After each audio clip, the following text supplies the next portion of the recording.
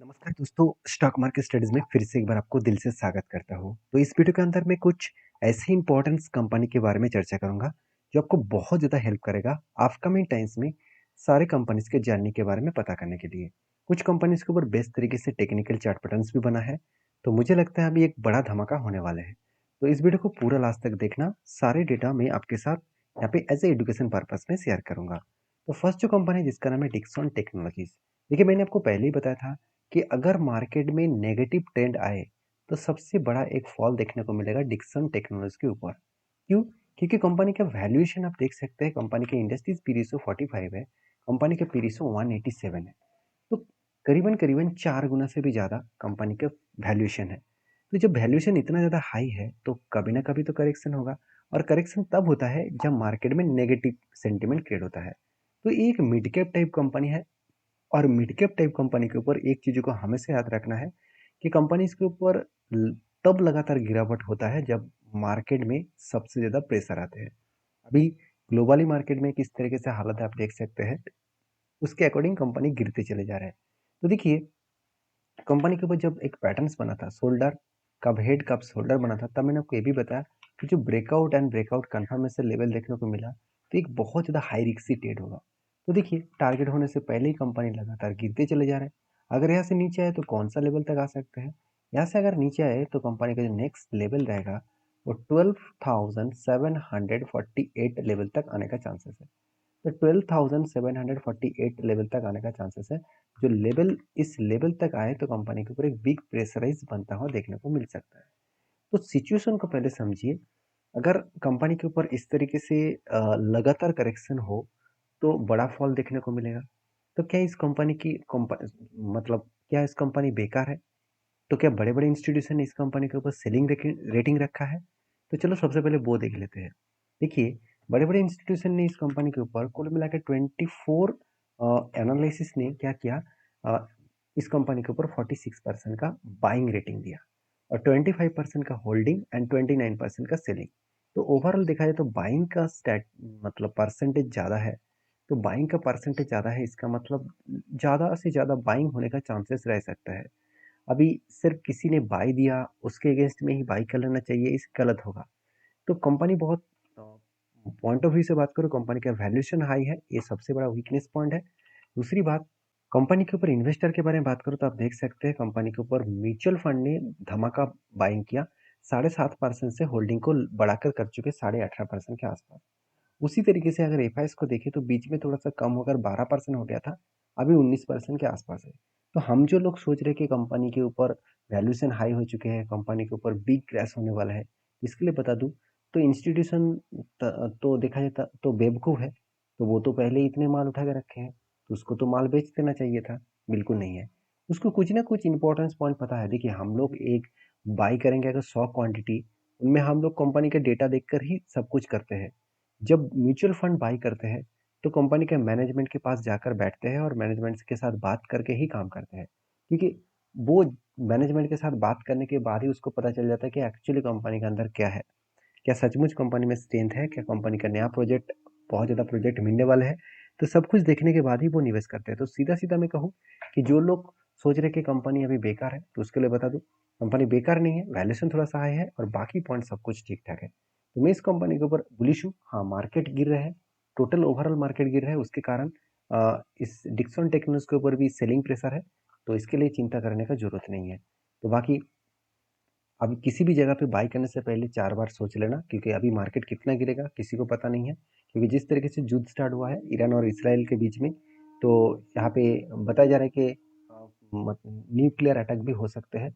अगर इस तरीके से कोई सिनेरियो बने तो ये सिर्फ इसराइल और ईरान के लिए नहीं, ऑल ओवर कंट्रीज के लिए एक बहुत बड़ा ट्रेड इशू होगा, और उसके कारण भारी भरकम मार्केट में फॉल देखने को मिल सकता है। तो नेक्स्ट जो कंपनी है उसके बारे में बात करूँ, उसका नाम आप देख सकते हैं येस बैंक। तो देखिए, मैं आपको हमेशा ये चीज़ बोल मतलब ये हमेशा आपको ये डेटा दिखा के आया हूँ कि अगर कंपनी का वैल्यूएशन हाई है किसी भी कंपनी की, तो उसका गिरना तो तैयार है।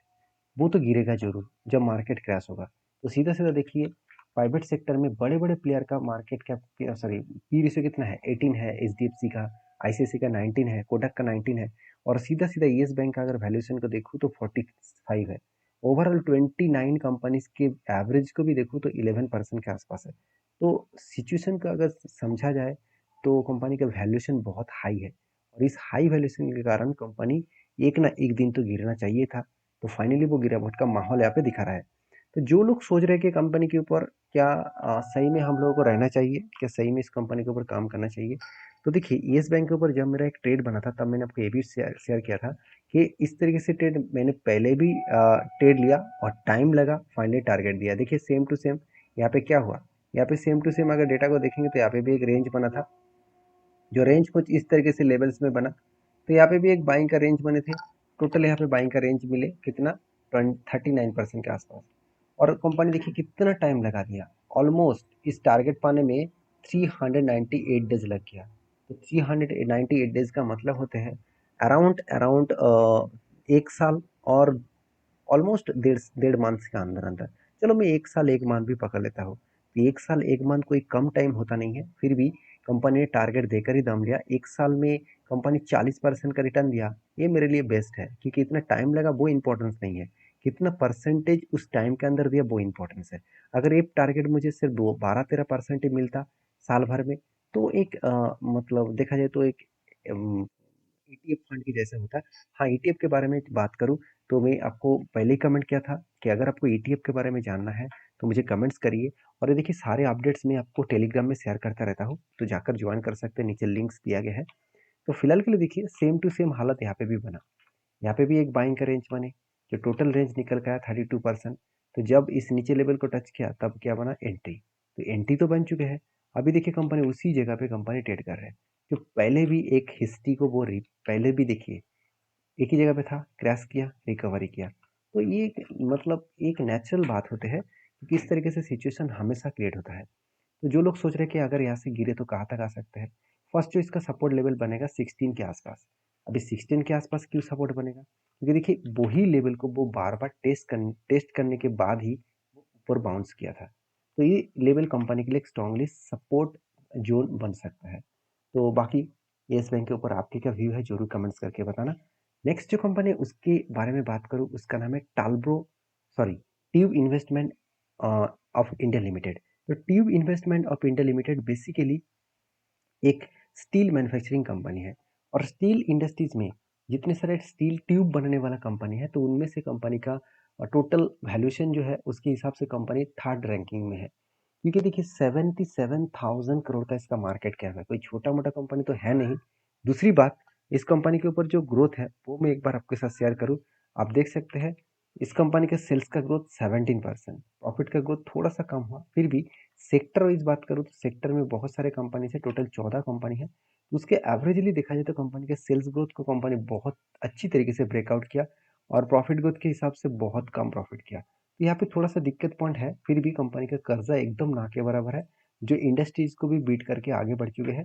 तो जो कंपनी का कर्जा कम है, जो कंपनी परफॉर्मेंस अच्छा कर रहा है, और वैल्यूएशन थोड़ा सा हाई है, कितना हाई है मैं बता दूं, इंडस्ट्रीज पी 22 एंड कंपनी खुद के पी 90 के आसपास।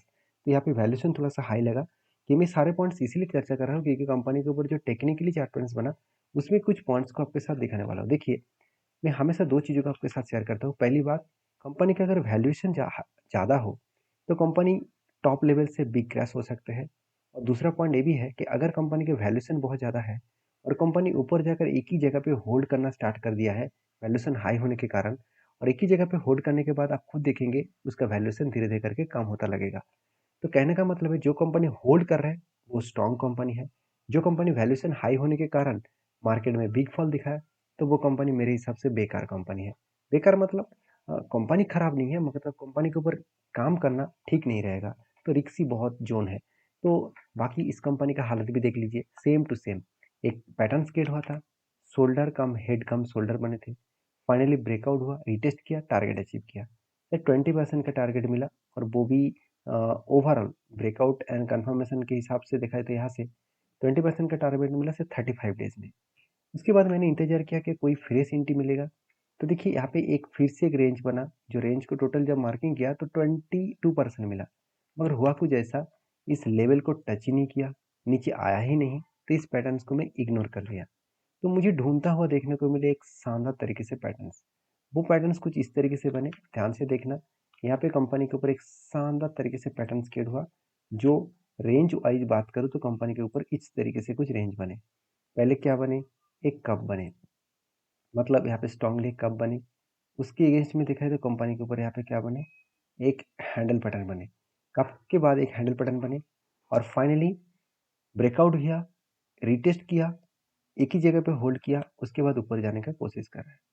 अगर सिचुएशन को समझे तो कंपनी की जो टोटल रेंज निकल का है इस कप विद हैंडल पैटर्न्स का, इसको अगर मैं ऊपर बैठा दूं तो इसका टारगेट निकल कर है 4800 मतलब 90 के आसपास।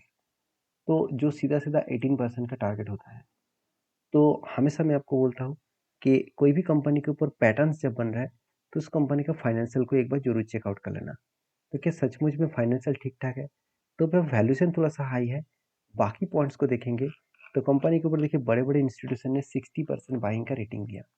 तो 60% बाइंग का रेटिंग दिया, इसको देखकर खुश नहीं होना है, कंपनी के ऊपर बाकी पॉइंट चेक कर लीजिए। जैसे देखिए कंपनी के ऊपर रेवेन्यूज बहुत स्ट्रांग है एंड प्रॉफिट ग्रोथ भी एक बार तो बहुत ज़्यादा हो गया था, बीच में कम हो गया।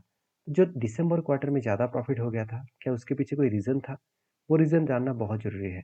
वो रीज़न जानने के लिए आपको क्वार्टर रिजल्ट में जाना है और आप देख सकते हैं दिसंबर में कंपनी के ऊपर एक्चुअली कंपनी के ऑपरेटिंग प्रॉफिट तो ठीक ठाक था, उल्टा कम था। तो कंपनी प्रॉफिट ज़्यादा क्यों हो गया? क्योंकि आदर्श इनकम 600 करोड़ तक दिखा दिया। 600 करोड़ तक कंपनी का आदर्श इनकम मिला, जो आज तक की सबसे हाईएस्ट आदर्श इनकम है। और इसी कारण की वजह से 850 करोड़ के आसपास टोटल नेट प्रॉफिट देखने को मिले। तो इस तरीके से कंपनी को आप डीपली जब रिसर्च करेंगे, और भी डीपली रिसर्च अगर पाना चाहते हैं किसी भी कंपनीज के ऊपर, डिटेल एनालिसिस पाना चाहते हैं तो मुझे कमेंट्स करिए, उसके ऊपर मैं जरूर वीडियो आपके साथ शेयर करूंगा। और मैं टेलीग्राम को हमेशा ज्वाइन करने के लिए इसीलिए बोलता हूँ क्योंकि मार्केट के रिलेटेड जितने अपडेट्स हैं वो सारे अपडेट वहाँ पे आपको शेयर करता रहता हूँ।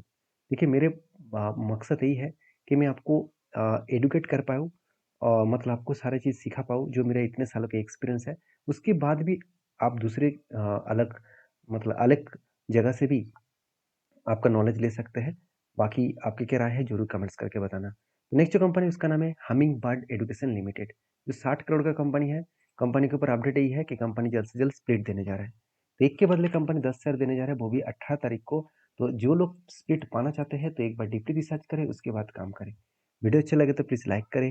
मिलते नेक्स्ट वीडियो में, तब तक के लिए धन्यवाद।